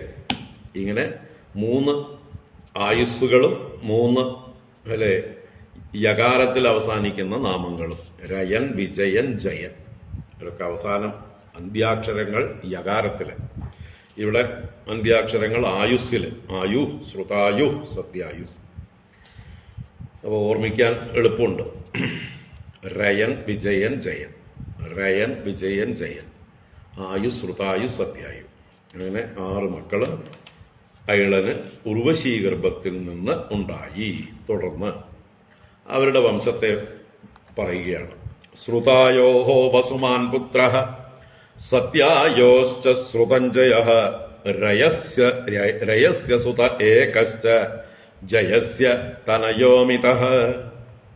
ശ്രുതായോർവസുമാൻ പുത്രഃ, സത്യായോശ്ച ശ്രുതഞ്ജയഃ, രയസ്യ സുത ഏകശ്ച, ജയസ്യ തനയോമിതഃ. ശ്രുതായോ, സത്യായോ, രയസ്യ, ജയസ്യ. 4 മക്കൾക്കുണ്ടായ പുത്രന്മാരുടെ കാര്യങ്ങളാണ് പറയുന്നത്. ശ്രുതായോഹോ വസുമാൻ പുത്രഃ. അപ്പോ ശ്രുതായുവിന്റെ പുത്രനാണ് വസുമാൻ. സത്യായോഹോ ശ്രുതഞ്ജയഃ. സത്യായു എന്ന അയളന്റെ പുത്രന് ശ്രുതഞ്ജയൻ എന്ന പുത്രൻ. രയൻ എന്ന പുത്രന് ഏകഃ എന്ന് പേരുള്ള പുത്രൻ. ഏകഃ, പേരേ ഏകഃ. പുത്രന്റെ പേരാണ് ഏകഃ. ഇനി ജയസ്യ തനയഃ അമിതഃ. ജയൻ എന്ന് പറഞ്ഞ മകന് അമിതൻ എന്ന മകൻ ഉണ്ടായി. അപ്പോ അയളന്റെ 4 മക്കൾക്കുണ്ടായ 4 പൗത്രന്മാരെ കുറിച്ചാണ് ഇപ്പൊ പറഞ്ഞത്. ശ്രുതായുവിന് വസുമാൻ പുത്രനായി, സത്യായുവിന് ശ്രുതഞ്ജയൻ, രയന് ഏകൻ, ജയന് അമിതൻ തനയനായി. ഭീമസ്തു വിജയസ്യാദ കാഞ്ചനോ ഹോത്രകസ്തതഃ, തസ്യ ജന്നുസുതോ ഗംഗാം ഗണ്ഡൂഷീകൃത്യോ അപിപദ. ഭീമസ്തു വിജയസ്യാദ കാഞ്ചനോ ഹോത്രകസ്തതഃ, തസ്യ ജന്മുസുതോ ഗംഗാം ഗണ്ഡൂഷീകൃത്യോ അപിപദ. അപ്പൊ അതില് അടുത്ത ഒരു മകന്റെ പറയുന്നു. വിജയസ്യ അത ഭീമഹതു. ഭീമനാകട്ടെ വിജയന്റെ പുത്രനായിരുന്നു. അപ്പൊ വിജയനും അയളന്റെ പുത്രനാണ്, പുരൂരവസിന്റെ പുത്രനാണ്. അപ്പൊ വിജയന്റെ പുത്രനായി ഭീമൻ. ഇനി ഭീമന്റെ പുത്രൻ കാഞ്ചനൻ. അത കാഞ്ചനഃ എന്ന് പറയുമ്പോ അവനിൽ നിന്ന് കാഞ്ചനൻ, ഭീമനിൽ നിന്ന് കാഞ്ചനൻ. ഹോത്രകഃ തതഃ. അവന്റെ പുത്രനായിട്ട് ഹോത്രകൻ, കാഞ്ചനന്റെ പുത്രനായിട്ട് ഹോത്രകൻ. അത് കഴിഞ്ഞ് ജന്നുഹു തസ്യ സുതഃ. ഹോത്രകന്റെ പുത്രനാണ് ജന്നു. പിന്നീട് പ്രശസ്തനായി തീരുന്ന, മഹർഷിയായിട്ട് തീരുന്ന ആളാണ് ജന്നു. അപ്പൊ ആ ജന്നുവിന്റെ കഥ ഇവിടെ സൂചിപ്പിക്കുന്നുണ്ട്. ഗംഗാം ഗണ്ഡൂഷീകൃത്യ യോ അപിപത്. യോ യഹ, ഏതൊരു ജന്നുവാണോ ഗംഗാം, ഗംഗാ നദിയെ ഗണ്ഡൂഷീകൃത്യ. ഗണ്ഡൂഷീകൃത്യ എന്ന് പറഞ്ഞാൽ ഗണ്ഡൂഷം എന്ന് പറഞ്ഞാൽ കുൽക്കുഴിയാൻ ഉപയോഗിക്കുന്ന കവിൾ ജലമാണ്. കവിളിൽ കൊള്ളുന്ന ജലം വായ കുൽക്കുഴിയാൻ ഉപയോഗിക്കുന്നതിനാണ് ഗണ്ഡൂഷം എന്ന് പറയുക. നമ്മള് ശിവാനന്ദ ലഹരിയിൽ പഠിച്ചില്ലേ, ഗണ്ഡൂഷാംബു നിഷേചനം പുരരിപോ ദിവ്യാഭിഷേകായതേ. നമ്മുടെ കണ്ണപ്പൻ വായിൽ കൊള്ളുന്ന വെള്ളം എടുത്തുകൊണ്ട് വന്ന് ഗണ്ഡൂഷാംബു നിഷേചനം ആ ശിവലിംഗത്തിൽ കൊണ്ടുവന്ന് അതിനെ തുപ്പി. അത് അഭിഷേകമായി മാറി. ആർക്ക്? മഹാദേവന്. പുരരിപോഹോ ദിവ്യാഭിഷേകായതേ. നമ്മൾ ഗണ്ഡൂഷം കൊടുക്കണം. നിവേദ്യം സമർപ്പിക്കുമ്പോൾ ഈശ്വര പൂജയില്, ഷോഡശോപചാര പൂജകളിലൊക്കെ മറ്റേ പ്രാണായാമം കഴിഞ്ഞ് മറ്റേത് ഭക്ഷണം നിവേദ്യം സമർപ്പിച്ചു കഴിഞ്ഞാൽ പിന്നെ വായ കഴുകാനുള്ളതായിട്ടുള്ള വെള്ളമായിട്ട് ഗണ്ഡൂഷം ഇതം സമർപ്പയാമി എന്ന് പറഞ്ഞ് സമർപ്പിക്കേണ്ടതാണ്. ഇനി താമ്പൂലം കൊടുത്താലും വെറ്റിലടയ്ക്ക താമ്പൂലം സമർപ്പിച്ച് അത് കഴിഞ്ഞാലും ഗണ്ടൂഷം താമ്പൂലാനന്തരം ഗണ്ടൂഷം ഇതം സമർപ്പയാമി എന്ന് പറഞ്ഞ് ഈശ്വരാരാധനയില് ഗണ്ടൂഷം സമർപ്പിക്കണം. ഗണ്ടൂഷം എന്ന് പറഞ്ഞാൽ അപ്പൊ എന്താണ്? കുലുക്കുഴിയാനുള്ള വെള്ളം, വായ വൃത്തിയാക്കാനുള്ള വെള്ളം. ഇവിടെ ഇങ്ങേരെന്ത് ചെയ്തു? ജന്നു ഗണ്ടൂഷീകൃത്യ യോ അപിപത്, വായ കഴുകം പോലെ വെള്ളത്തിനെ എടുത്തിട്ട് കവിളിൽ കൊണ്ടിട്ട് അതിനെ ഉള്ളിലേക്ക് പാനം ചെയ്യുകയും ചെയ്തു, തുപ്പിക്കളഞ്ഞില്ല. പിന്നീടാണ് ഭഗീരഥൻ പ്രാർത്ഥിച്ച് ആ ജന്നു മഹർഷിയുടെ ചെവിയിലൂടെ ഗംഗ പുറത്തേക്ക് വരുന്നത്. ആ ഭഗീരഥൻ മറ്റേ ഗംഗാ ഉൽപ്പത്തിയെ കുറിച്ച് പറഞ്ഞപ്പോൾ അത് പറഞ്ഞിരുന്നു. ഇവിടെ ഇയാളാണ് കഥാനായകൻ. ആരാ? ഈ ജന്നു ആണ്. ക്ഷത്രിയനായിട്ട് ജനിച്ച് മഹർഷിയായി തീർന്ന മഹാനാണ് ജന്നു. അപ്പോ അയളന്റെ വംശത്തിലുള്ള ആളാണ്. വിജയന്റെ പ്രപൗത്രനാണ്. വിജയന്റെ പുത്രൻ കാഞ്ചനൻ, കാഞ്ചനന്റെ പുത്രൻ ഹോത്രകൻ, അവന്റെ പുത്രനായിട്ട് ജന്നു. ഗംഗയെ വായിലാക്കി വിഴുങ്ങിക്കളഞ്ഞു, കുടിച്ചു കളഞ്ഞു എന്നർത്ഥം. ജന്നോസ്തു പൂരുസ്തൽപുത്രോ ബലാഗശ്ചാത്മജോ അജഗഃ തതഃകുശകുശസ്യാപി കുശാംബുർമൂർത്തയോ വസുഃ കുശനാഭശ്ച ചത്വാരോ ഗാദിരാസീത് കുശാംബുജഃ. ജന്നോസ്തു പൂരുസ്തൽപുത്രോ ബലാഗശ്ചാത്മജോ അജഗഃ തതഃകുശകുശസ്യാപി കുശാംബുർമൂർത്തയോ വസുഃ കുശനാഭശ്ച ചത്വാരോ ഗാദിരാസീത് കുശാംബുജഃ. ഇനി ജന്നുവിന്റെ സന്തതികളെ പറയുകയാണ്. അപ്പൊ ഒരാളെ വിട്ടു. ആരുടെ? അയളന്റെ പുത്രന്മാരിൽ മൂത്ത പുത്രനായ ആയുവിന്റെ മക്കളെ പറയാൻ വിട്ടിട്ടുണ്ട്. അത് പിന്നീട് പറയും. പിന്നീട് നമ്മൾ എവിടെയെങ്കിലും വരുന്നുണ്ട്, എവിടെയോ കാണുന്നുണ്ട്. ആയുവിന്റെ മക്കള് ആ വംശം പറയുന്നുണ്ട്. അത് ഇവിടെയല്ല, ഈ 15-ാം അധ്യായത്തിലല്ല, പിന്നീട് പരശുരാമചരിതം കഴിഞ്ഞിട്ട്. അപ്പൊ എന്തായാലും ജന്നുവിന്റെ വംശം തുടരുകയാണ്. ജന്നോസ്തു പൂരുഹു, ജന്നുവിന്റെ പുത്രനായ ഒരു പൂരു ഉണ്ടായി. ഇത് പൂരു ഒന്നാമൻ അല്ലെ. ഇനി പൂരു പിന്നീട് ഉണ്ടാവുന്നുണ്ട് നമ്മുടെ യയാതിയുടെ പുത്രനായിട്ട്, യയാതിയുടെ ഒടുവിലത്തെ മകനായിട്ട് ഒരു പൂരു ഉണ്ടാവുന്നുണ്ട്. ആ പൂരുവിന്റെ വംശമാണ് കൗരവന്മാരുടെയും പാണ്ഡവന്മാരുടെയും വംശം. പൂരു വംശത്തിൽ നിന്നാണ് കൗരവ പാണ്ഡവന്മാർ ഉണ്ടാകുന്നത്. ഇവിടെ ആ പൂരുവല്ല, ഇത് വേറെ പൂരു, അന്യഹ. പ്രഥമഹ പൂരുഹു. ആരുടെ പുത്രൻ? ജന്നുവിന്റെ പുത്രൻ. ഇനി തത്പുത്രഃ ബലാഗശ്ച ആത്മജോ അജഗഃ. ഇനി ആ പൂരുവിന്റെ പുത്രനായി ബലാഗൻ, ബലാഗന്റെ ആത്മജനായിട്ട് അജഗൻ. തതഃ കുശഃ. ആ അജന്റെ പുത്രനായി കുശൻ. കുശസ്യാപി കുശാംബുഹു മൂർത്തയഃ വസുഹു കുശനാഭശ്ച ചത്വാരഃ. അപ്പൊ കുശസ്യാഭി, ആ കുശന്റെ മക്കള് 4 പേര്. ചത്വാരഃ. ആരൊക്കെയാ 4 പേര്? കുശാംബുഹു, മൂർത്തയൻ, വസു, കുശനാഭൻ. കുശാംബു, മൂർത്തയൻ, വസു, കുശനാഭൻ. ഇങ്ങനെ ചത്വാരഃ കുശസ്യ, കുശന്റെ വംശം 4 പേരുണ്ടായി. ഗാധിരാസി കുശാംബുജഃ. അതിൽ കുശാംബു എന്ന് പറഞ്ഞ് മൂത്ത പുത്രനാണ്. അയാളുടെ മകൻ കുശാംബുജഃ എന്ന് പറഞ്ഞാൽ കുശാംബോഹോ ജാതഃ. കുശാംബുവിൽ നിന്ന് ജാതനായവൻ കുശാംബുജൻ. അപ്പൊ കുശാംബുവിന്റെ പുത്രനായിട്ട് ഗാധി ആസീത്. ഗാധി എന്ന് പറയുന്ന രാജാവുണ്ടായി. ഗാധി നിങ്ങൾക്ക് കേട്ടിട്ടുണ്ടാവും. വിശ്വാമിത്രനെ പറയുമ്പോ ഗാധിനന്ദനൻ അല്ലെ, ഗാധിനന്ദനൻ എന്ന് വിശ്വാമിത്രനെ രാമായണത്തില് മലയാളത്തില് പല പ്രാവശ്യം പറയുന്നുണ്ട്. വിശ്വാമിത്രൻ രാമനെ അഹല്യാശ്രമത്തിൽ കൊണ്ടുപോയിട്ട് രാമന്റെ കയ്യും പിടിച്ച് ആ അഹല്യയുടെ, ആ ശിലാരൂപത്തിലിരിക്കുന്ന അഹല്യയുടെ ശിരസിലേക്ക് കാലെടുത്ത് വെക്കാൻ പ്രേരിപ്പിക്കുന്നതായിട്ട് സന്ദർഭത്തിൽ പറയുന്നുണ്ട്. ഗാധിനന്ദനൻ ദാശരഥിയുടെ കൈ പിടിച്ച്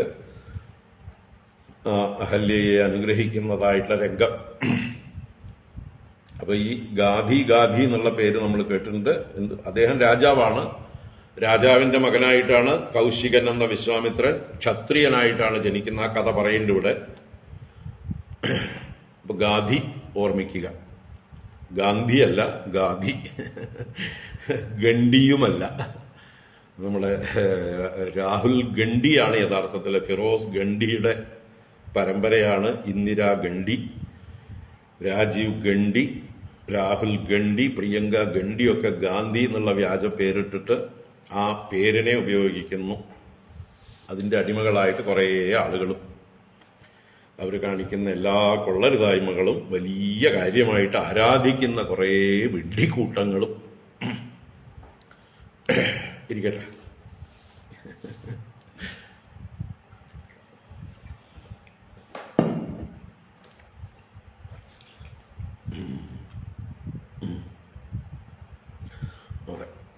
വിശ്വാമിത്ര ഋഷി. അപ്പൊ ഇവിടെ ഗാധിരാസി കുശാംബുജ, കുശാംബുവിൽ നിന്ന് ജനിച്ചവനായി ഗാധി. തസ്യ സത്യവതീം കന്യാം ഋചീകോയാച തദ്വിജഃ വരം വിസദൃശം മത്വാ ഗാധിർ ഭാർഗവമബ്രവീത്. തസ്യ സത്യവതീം കന്യാം ഋചീകോയാച തദ്വിജഃ വരം വിസദൃശം മത്വാ ഗാധിർ ഭാർഗവമബ്രവീത്. തസ്യ സത്യവതീം കന്യാം. അപ്പോ ഈ ഗാധിയുടെ കന്യ അഥവാ മകളാണ് സത്യവതി. ആ ഗാധിയുടെ മകളായ സത്യവതിയെ ഋചീകഃ ദ്വിജഃ അയാചത. ഋചീകൻ എന്ന ബ്രാഹ്മണൻ യാചിച്ചു. ഋചീകൻ എന്നൊരു താപസ ബ്രാഹ്മണൻ ഈ സത്യവതിയെ വിവാഹം കഴിക്കാനായിട്ട് ഗാധി എന്ന അച്ഛനോട് ചെന്ന് യാചിച്ചു. അപ്പൊ വരം വിസദൃശം മത്വാ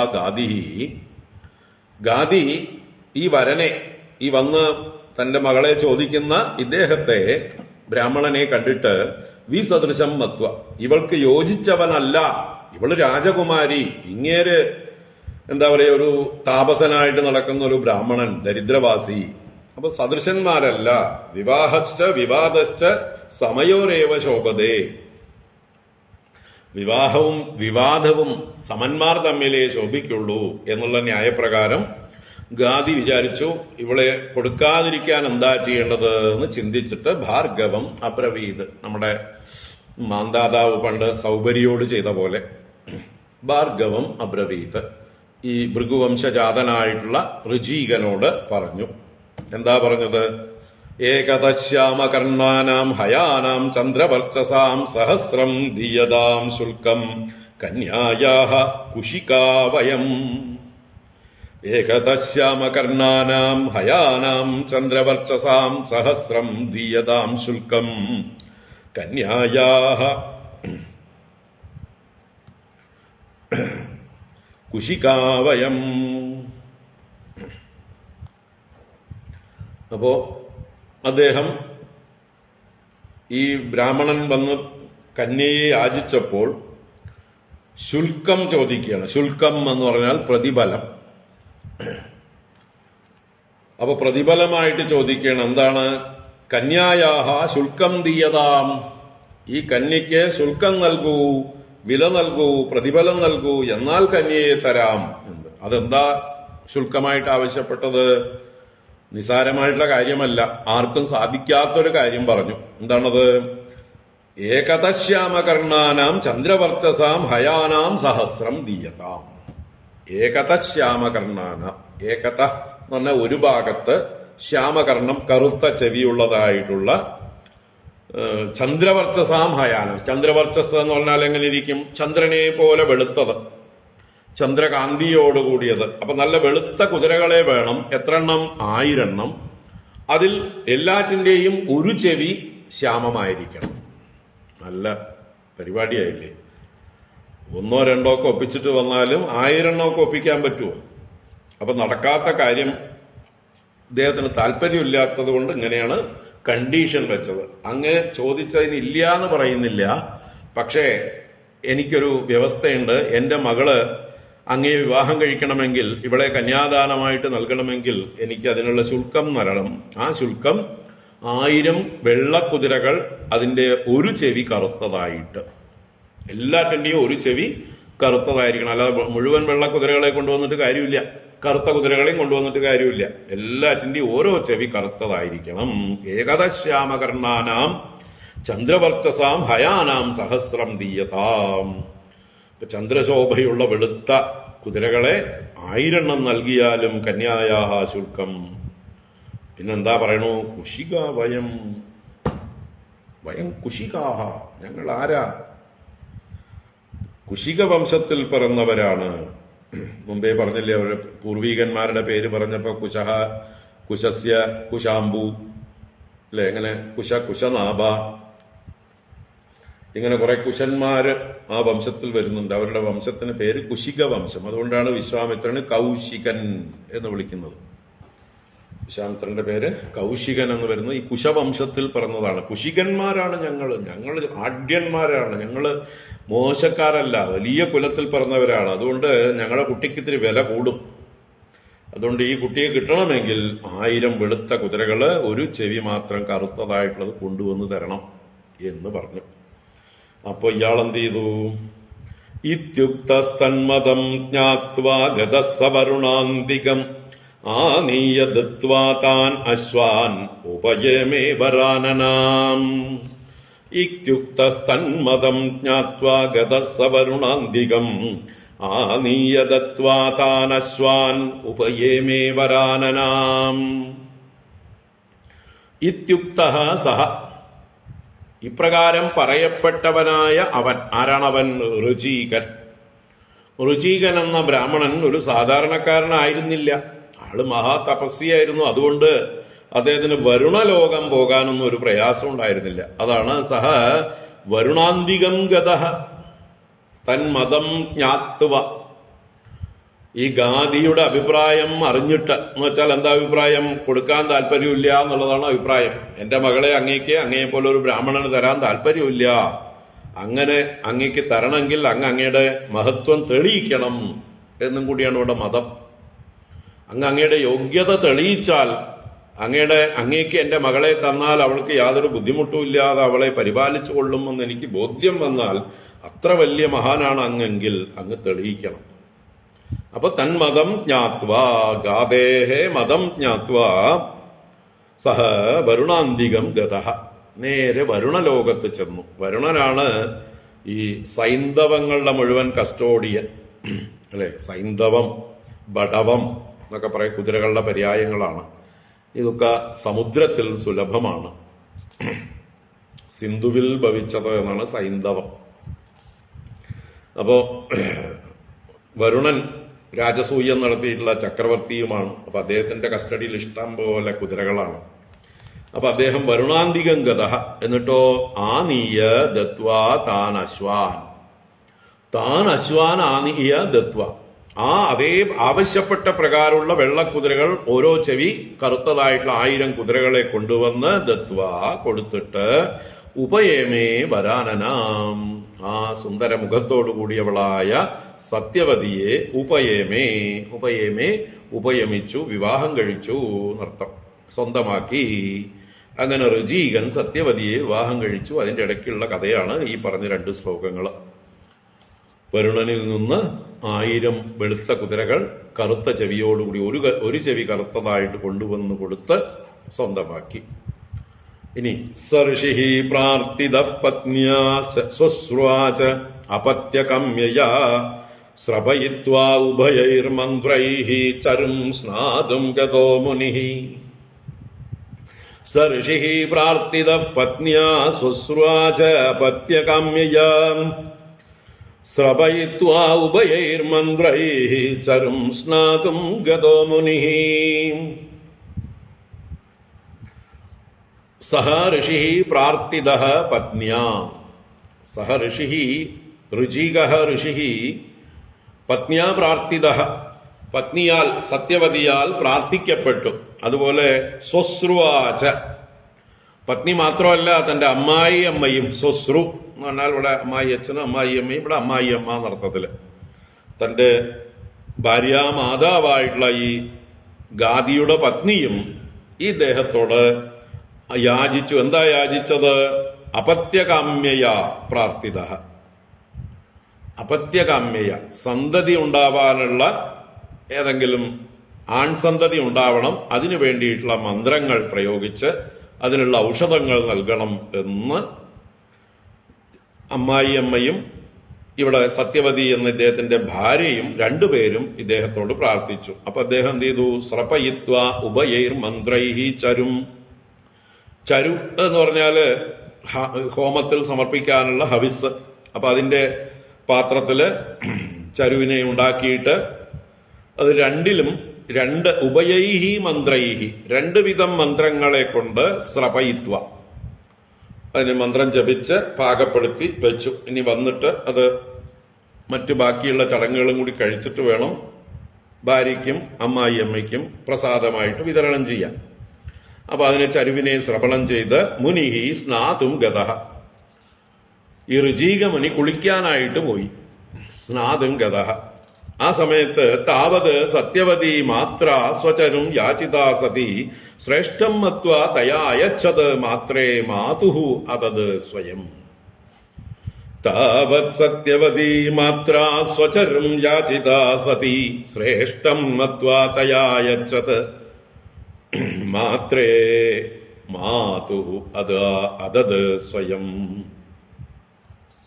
അപ്പൊ താവത്, ആ സമയത്ത്, അദ്ദേഹം കുളിക്കാൻ പോയ ആ സമയത്ത് സത്യവതി മാത്ര സ്വചരും യാചിത സതി, സത്യവതി എന്ന സതി, ഭർത്താവിനെ സേവിക്കുന്നവളായ പതിവ്രതയായ സത്യവതി എന്ന ദേവി, മാത്ര മാതാവിനാൽ, അമ്മയാൽ, സ്വചരും യാചിത, സ്വചരുവിനെ, സ്വന്തം ആ ഹവിസിനെ തനിക്ക് നൽകണം എന്ന് പ്രാർത്ഥിച്ചു. എന്ന് വെച്ചാലോ, സ്വചരു എന്ന് പറഞ്ഞാൽ സത്യവതേഹേ ചരും, സത്യവതിക്ക് വേണ്ടി ഭർത്താവായിട്ടുള്ള ഋജീകൻ മന്ത്രിച്ചു വെച്ചിട്ടുള്ള ആ ഔഷധത്തെ, ആ ചരുവിനെ എനിക്ക് തരൂ എന്ന് അമ്മ പ്രാർത്ഥിച്ചു. അമ്മ അവളോട് ചോദിച്ചു, മകളോട് ചോദിച്ചു, മകളെ സോപ്പിട്ടു, മോളെ നിനക്ക് വേണ്ടി മന്ത്രിച്ചിട്ടുള്ളത് നിന്റെ ഭർത്താവ് നല്ല മന്ത്രങ്ങളെ കൊണ്ട് ഉത്തമനായിട്ടുള്ള പുത്രൻ ഉണ്ടാവാനായിരിക്കും. എനിക്കിപ്പോ അമ്മായിയമ്മയല്ലേ, അത്ര വലിയ കാര്യമായിട്ടൊന്നും കണക്കാക്കിയിട്ടുണ്ടാവില്ല. അതുകൊണ്ട് എനിക്കാണെങ്കിൽ ഇവിടെ വേണ്ടത് നല്ല രാജകുമാരനാ വേണ്ടത്. അപ്പോ യോഗ്യനായിട്ടുള്ള ആള് വേണം അത് വരാൻ. അതുകൊണ്ട് നിന്റെ മന്ത്രം കേമായിരിക്കും, നിനക്ക് വേണ്ടി ചെയ്തിട്ടുള്ള മന്ത്രം. ആ കുട്ടി എനിക്ക് കിട്ടിയാല് അവൻ അടുത്ത നിന്റെ സഹോദരനായിട്ട് ഇവിടുത്തെ ഗാദിയുടെ പുത്രനായി രാജാവായി വാഴും, കേമനായിരിക്കും. നിനക്ക് പിന്നെ ഒരു ബ്രാഹ്മണനെ മതിയല്ലോ, വലിയ കാര്യമൊന്നുമില്ലല്ലോ, ഒന്നും ചെയ്യാനൊന്നുമില്ലല്ലോ, എന്തെങ്കിലുമൊക്കെ മന്ത്രങ്ങളും ജപിച്ചുകൊണ്ട് തപസ്സിരിക്കാനുള്ള ആളല്ലേ, അതുകൊണ്ട് വലിയ യോഗ്യത ഒന്നും ആവശ്യമില്ല എന്ന് പറഞ്ഞ് സോപ്പിട്ടു. അതാണ് ശ്രേഷ്ഠം മത്വ തയാ അയച്ചത് മാത്രേ. ശ്രേഷ്ഠം മത്വ, ഈ മകൾക്ക് സത്യവതിക്കുണ്ടാകുന്ന പുത്രൻ ശ്രേഷ്ഠനായിരിക്കും, അതിനുള്ള മന്ത്രമായിരിക്കും ഭർത്താവായിട്ടുള്ള അദ്ദേഹം ചെയ്തിട്ടുണ്ടാവുക. തന്നോട് അത്ര വലിയ പരിഗണനയൊന്നും കാണിച്ചിട്ടുണ്ടാവില്ല. അതുകൊണ്ട് അവൾക്കുണ്ടാവുന്ന ശ്രേഷ്ഠനായ പുത്രനെ തനിക്ക് കിട്ടണമെന്ന് മത്വ മനിച്ചിട്ട് ചോദിച്ചു. അപ്പോഴോ തയാ അയച്ചത് മാത്രേ, തയാ സത്യവത്യ മാത്രേ അയച്ചത്, മാതാവിനായിക്കൊണ്ട് കൊടുക്കപ്പെട്ടു. അമ്മയ്ക്ക് കൊടുത്തു. അമ്മ ചോദിച്ച എങ്ങനെയാ കൊടുക്കാതിരിക്കുക? കൊടുത്തു. എന്നിട്ടോ മാതുഹു സ്വയം അതത്, മാതാവിന് വേണ്ടി വെച്ചിട്ടുള്ള ജപിച്ചു വെച്ചിട്ടുള്ള ചരുവിനെ സ്വയം അതത് താനും ഭക്ഷിച്ചു. ആരെ? സത്യവതിയും ഭക്ഷിച്ചു. ഇപ്പൊ വാസ്തവം എന്താണ്? അത് ഋഷി വന്ന് പറയാൻ പോണ്ട്, ആ ഋജീകൻ വന്ന് പറയുന്നു. തദ്വിജ്ഞായ മുനിഃപ്രാഹ പത്നീം കാഷ്ടമകാരഷീ ഘോരോ ദണ്ഡധരഃ പുത്രോ ഭ്രാതാതേ ബ്രഹ്മവിത്തമഃ. തദ്വിജ്ഞായ മുനിഃപ്രാഹ പത്നീം കഷ്ടമകാരഷീ ഘോരോ ദണ്ഡധരഃ പുത്രോ ഭ്രാതാതേ ബ്രഹ്മവിത്തമഃ. തിരിച്ചു വന്നപ്പോ ചരുവൊക്കെ കാലിയാക്കി വെച്ചിരിക്കണോ അമ്മായി അമ്മയും മകളും കൂടിയിട്ട്. അപ്പൊ തദ് വിജ്ഞായ മുനിഹി പ്രാഹ പത്നിയും, ഇത് മനസ്സിലാക്കിയ മുനി, ഋജീക മുനി, പത്നിയും പ്രാഹ, ഭാര്യയോട് പറഞ്ഞു, കാഷ്ടമകാരഷീഹി ത്വം കഷ്ടം മകാരഷീഹി, നീ വലിയ കഷ്ടമാണ് ചെയ്തത്, വലിയൊരു അപരാധം ചെയ്തോ നീ. നിനക്കുണ്ടാകുന്ന പുത്രഃ ഘോരഃ ദണ്ഡധരഃ, നിനക്ക് ഘോരനായിട്ടുള്ള ആയുധപാണിയായിട്ടുള്ള ഒരു ക്രൂരനായിട്ടുള്ള ഒരു മകൻ ജനിക്കും. കാരണം അമ്മയ്ക്ക് വേണ്ടിയിട്ടാണ് ഞാൻ ആ മന്ത്രം ജപിച്ചു വെച്ചിരുന്നത്. ക്ഷത്രിയ കുമാരൻ ഉണ്ടാവണം എന്ന് വിചാരിച്ച്, പരാക്രമിയായിട്ടുള്ള ഒരു ക്ഷത്രിയൻ ഉണ്ടാവണം എന്ന് വിചാരിച്ച് അമ്മയ്ക്ക് വേണ്ടി ജപിച്ചു വെച്ച ചരുവിനെ നീ ഭക്ഷിച്ചത് കൊണ്ട് നിനക്ക് ബ്രാഹ്മണ കുമാരനല്ല ഉണ്ടാവുക, ക്ഷത്രിയ സ്വഭാവമുള്ള ഘോരനായിട്ടുള്ള ആയുധപാണിയായിട്ടുള്ള ഒരുത്തൻ ഉണ്ടാകും, ദണ്ഡം ചെയ്യുന്നവനായിരിക്കും അവൻ. അതുപോലെ ഭ്രാതാതേ ബ്രഹ്മവിത്തമഹ, നിനക്ക് സഹോദരനായി ജനിക്കാൻ പോണത്, നിന്റെ അമ്മ പ്രസവിക്കാൻ പോകുന്നതേ ബ്രഹ്മവിത്തമഹ, വേദജ്ഞന്മാരിൽ വെച്ച് ബ്രാഹ്മണോത്തമനായിട്ടുള്ള ഒരാളായിരിക്കും. മഹാനായിട്ടുള്ള ഒരു ബ്രാഹ്മണൻ നിന്റെ അമ്മയ്ക്ക് ജനിക്കും. അതാണ് ബ്രഹ്മജ്ഞനായിട്ടുള്ള വിശ്വാമിത്ര ഋഷിയായിട്ട് തീരുന്ന. ക്ഷത്രിയനായിട്ട് ജനിച്ചിട്ടും പക്ഷെ പിന്നീട് അദ്ദേഹം പ്രവൃത്തി കൊണ്ട് ബ്രാഹ്മണോത്തമനായി ബ്രഹ്മർഷിയായി മാറുന്നുണ്ടല്ലോ അദ്ദേഹത്തിന്റെ തപസ്സുകൾ കൊണ്ട്. വസിഷ്ഠനെ കൊണ്ട് തന്നെ ബ്രഹ്മർഷി എന്ന് സമ്മതിപ്പിക്കുന്ന ആ ഒരവസ്ഥയിലേക്ക് അദ്ദേഹം ഉയരുന്നത് ഈ ഒരു ചരുവിന്റെ കൂടെ അല്ലെ ബലം കൂടിയാണ് എന്ന് പറയാം. അപ്പൊ ക്ഷത്രിയനാവേണ്ട ആള് ക്ഷത്രിയത്വം വെടിഞ്ഞ് ബ്രാഹ്മണോത്തമനായി തീർന്നു. അതാണ് ഭ്രാതാതേ ബ്രഹ്മവിത്തമ, നിനക്ക് നിന്റെ ഭ്രാതാവ് ബ്രഹ്മവിത്തമനായി ഭവിക്കും. പ്രസാദിത സത്യവത്യ മൈവം ഭൂത് ഇതി ഭാർഗവഃ അത തർഹി ഭവേത് പൗത്രോ ജമദഗ്നി തതോ അഭവത്. പ്രസാദിത സത്യവത്യ മൈവം ഭൂത് ഇതി ഭാർഗവഃ അത തർഹി ഭവേത് പൗത്രോ ജമദഗ്നിസ്തതോ അഭവത്. സത്യവത്യ പ്രസാദിത ഭാർഗവഃ, അയ്യോ സത്യവതി ക്ഷമാപണം ചെയ്തും സാന്ത്വനിപ്പിച്ചും ഭർത്താവിനെ ഭാർഗവനെ ഭൃഗുവംശജാതനായ ഋജീകനെ എങ്ങനെയൊക്കെയോ എന്താ പറയുക പ്രസാദിപ്പിച്ചു. അങ്ങനെ സത്യവതിയാൽ പ്രസാദിപ്പിക്കപ്പെട്ട ഭാർഗവൻ സത്യവതി എന്താ പ്രാർത്ഥിച്ചത്? മൈവം ഭൂത് ഇതി, അങ്ങനെ മാ ഏവം ഭൂത്, അങ്ങനെ ഭവിക്കരുത്, എന്റെ മകൻ ഘോരനായിട്ടുള്ള ദണ്ഡധരനായിട്ടുള്ള ഒരാളായി തീരരുത് എന്ന് അയമ്മ സത്യവതി ദേവി ഋജീകനോട് പ്രാർത്ഥിച്ച് പ്രസാദിപ്പിച്ചു. അപ്പോ അദ്ദേഹം ഒരു ഓൾട്ടറേഷൻ കൊടുത്തു. എന്താണ്? അത തർഹി ഭവേത് പൗത്ര. തർഹി എന്ന് പറഞ്ഞാൽ അങ്ങനെയാണെങ്കിൽ അത് അനന്തരം പൗത്ര ഭവേത്, നിന്റെ പൗത്രൻ അങ്ങനെയായി തീരും. ഈ പറഞ്ഞ ചരുവിലത്തെ മന്ത്രങ്ങൾക്കനുസരിച്ച് നിന്റെ മകൻ മാന്യനായിരിക്കും, ബ്രാഹ്മണനായിരിക്കും. വരാനിരിക്കുന്ന പൗത്രൻ ഈ അംശത്തിൽ നിന്ന് ഭയങ്കര ഘോരനായിട്ടൊരു പൗത്രൻ നിനക്കുണ്ടാകും എന്ന് പറഞ്ഞ് ഒരു ചെറിയൊരു പോസ്റ്റ്പോൺമെന്റ് കൊടുത്തു വരത്തില്. അങ്ങനെ ജമദഗ്നി തത അഭവത്. തതഃ അനന്തരം ഈ സത്യവതിക്ക് പുത്രനായിട്ട് ജമദഗ്നി ഭവിച്ചു. ഋജീകന്റെയും സത്യവതിയുടെയും പുത്രനാണ് ജമദഗ്നി എന്ന് പറയുന്ന ബ്രാഹ്മണോത്തമൻ മഹർഷിയായി തീരുന്ന അദ്ദേഹം. ഇനി ആ ജമദഗ്നിയെ കുറിച്ച് പറയുന്നു. സാ ചാഭൂത് സുമഹാപുണ്യ കൗശികി ലോകപാവനി രേണോ സുതാം രേണുകാം വൈ ജമദഗ്നിരുവാഹയാം തസ്യാം വൈ ഭാർഗവർഷേ സുതാ വസുമദാദയഃ യവീയാൻ ജജ്ഞയേ തേഷാം രാമ ഇത്യഭിവിശ്രുതഃ. സർവത്ര ഗോവിന്ദനാമ സങ്കീർത്തനം ഗോവിന്ദ ഗോവിന്ദ. സാ ചാഭൂത് സുമഹാപുണ്യാ കൗശികീ ലോകപാവനി രേണോസുതാം രേണുകാം വൈ ജമദഗ്നിരുവാഹയാം തസ്യാം വൈ ഭാർഗവർഷേ സുതാ വസുമദാദയഃ യവീയാൻ ജജ്ഞയേ തേഷാം രാമ ഇത്യഭിവിശ്രുതഃ. സാച അഭൂത് സുമഹാപുണ്യ കൗശികി ലോകപാവനി. ഇവിടെ സാച എന്ന് പറഞ്ഞത് അവള് ആരാണ്? അവള് സത്യവതി. ആ സത്യവതി ദേവി സുമഹാപുണ്യ ലോകപാവനി കൗശികി അഭൂത്, ലോകപാവനിയായ കൗശികിയായി ഭവിച്ചു. കൗശികി എന്നുള്ളത് നദിയുടെ പേരാണ്, കൗശികി നദി. ഇവിടെ വിശ്വാമിത്രൻ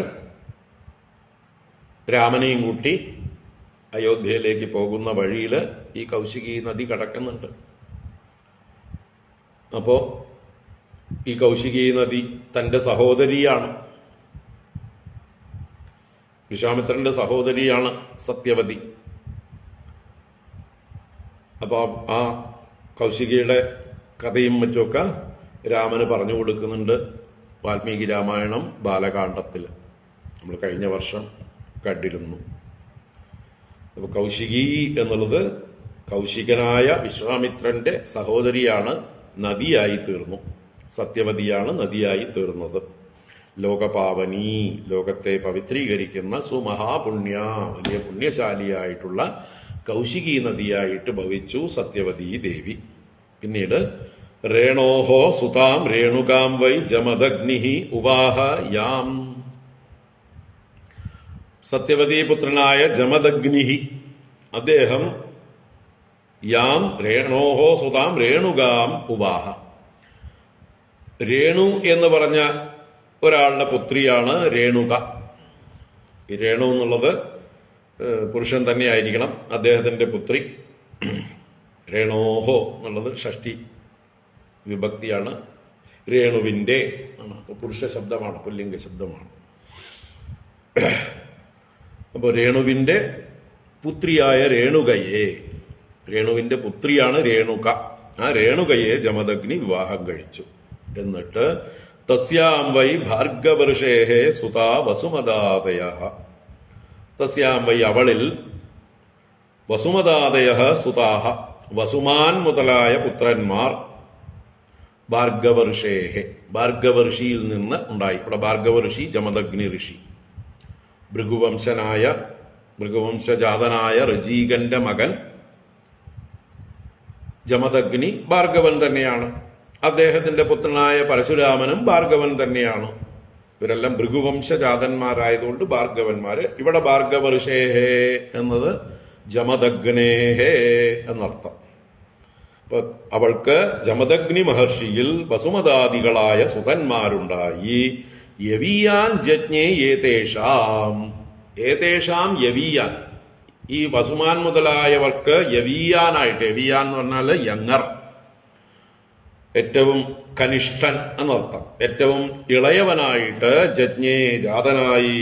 ആരാണ്? രാമയിത്യഭിവിശ്രുത, രാമൻ എന്ന് പ്രശസ്തി കേട്ടവൻ, പിന്നീട് പരശുരാമനായി മാറുന്നവൻ. പേരെന്താണ് അച്ഛനമ്മമാരിടുന്നത്? രാമ. ആ രാമൻ പരശുവിനെ കയ്യിലേന്തി നടന്നപ്പോ പരശുരാമനായി. ഭൃഗുവംശജാതനായതുകൊണ്ട് ഭാർഗവരാമനായി എന്നർത്ഥം. അപ്പോ രാമയിതി അഭിവിശ്രുത, രാമൻ എന്ന് പ്രശസ്തനായിട്ടുള്ള പുത്രനായി ജമദഗ്നിക്ക് രേണുകാദേവിയിൽ അവസാനത്തെ പുത്രനായിട്ടാണ് രാമനുണ്ടാകുന്നത്. യമാഹുർവാസുദേവാംശം ഹൈഹയാനാം കുലാന്തകം ത്രിസപ്തകൃത്വോ യയിമാം ചക്രേ നിക്ഷത്രിയാം മഹീം. യമാഹുർവാസുദേവാംശം ഹൈഹയാനാം കുലാന്തകം ത്രിസപ്തകൃത്വോ യയിമാം ചക്രേ നിക്ഷത്രിയാം മഹീം. യം ആഹുഹു വാസുദേവാംശം, യം ഏതൊരു രാമനെ, ഏതൊരു പരശുരാമനെ വാസുദേവാംശമായി പറയപ്പെടുന്നുവോ, ഭഗവാന്റെ അംശാവതാരമായിട്ടാണ് അല്ലെ, ഭഗവാന്റെ നിയമങ്ങളെ ധർമ്മങ്ങളെ പരിപാലിക്കാൻ വേണ്ടി ഭഗവാന്റെ അംശം ആവേശിച്ച അവതാരമാണ് പരശുരാമൻ. വസുദേവാംശം ആഹു.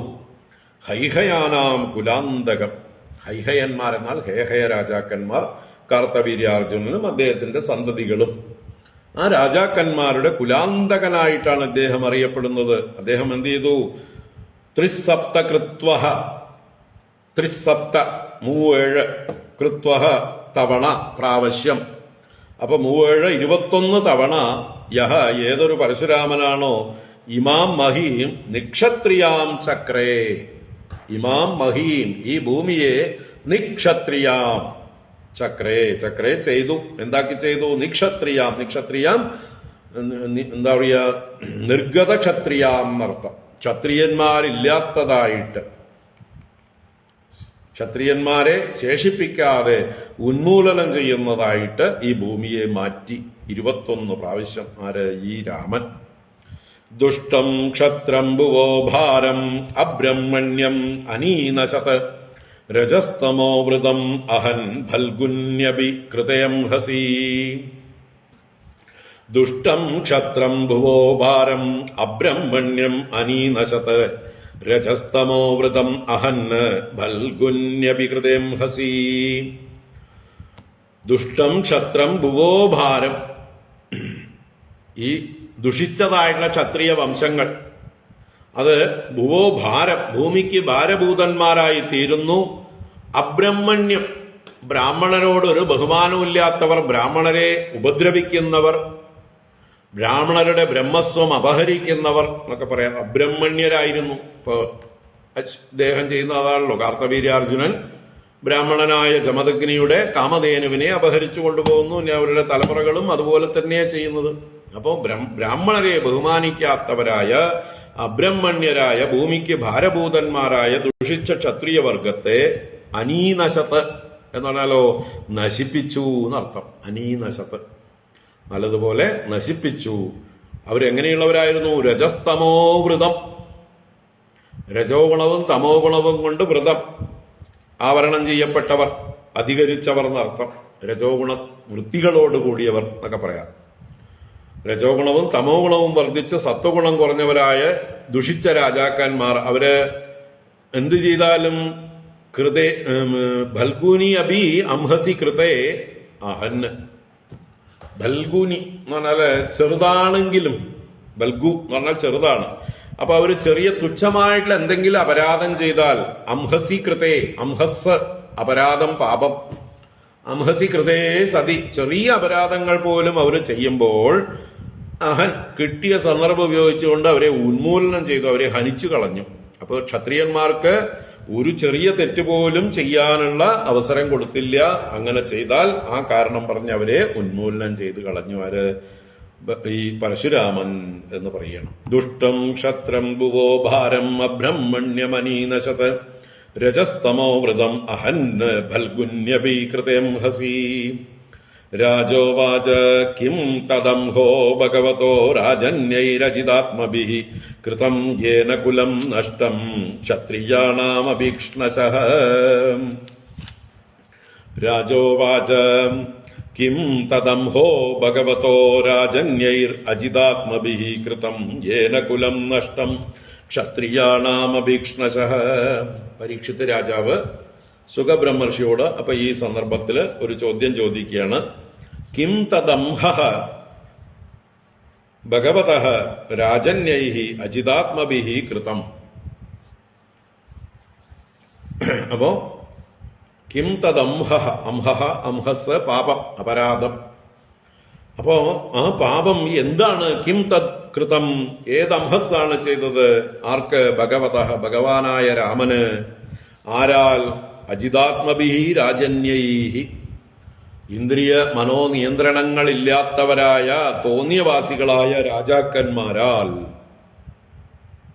അജിതാത്മാക്കളായ രാജാക്കന്മാരാൽ ഭഗവാനായ പരശുരാമനോട് എന്ത് പാപമാണ് ചെയ്തത്?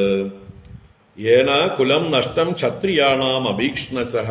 ഏന യാതൊരു കാരണം കൊണ്ട് ക്ഷത്രിയാണാം കുലം അഭീക്ഷ്ണശഃ നഷ്ടം. ക്ഷത്രിയന്മാരുടെ വംശം പല പ്രാവശ്യം നശിപ്പിക്കപ്പെട്ടു.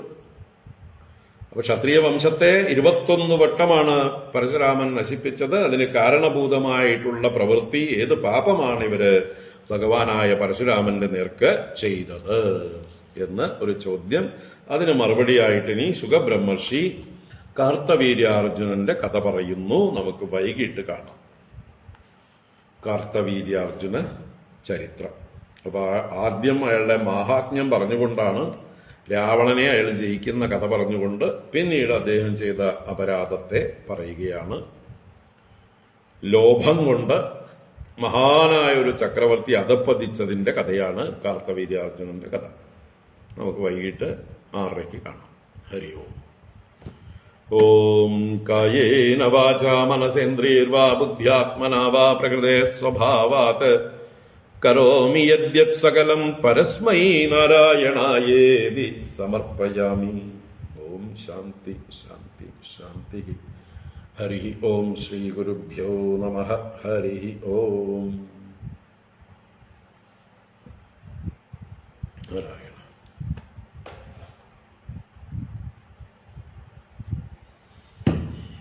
എല്ലാവർക്കും ശുഭദിനം. വൈകിട്ട് കാണാം. ഹരി ഓം. നാരായണ.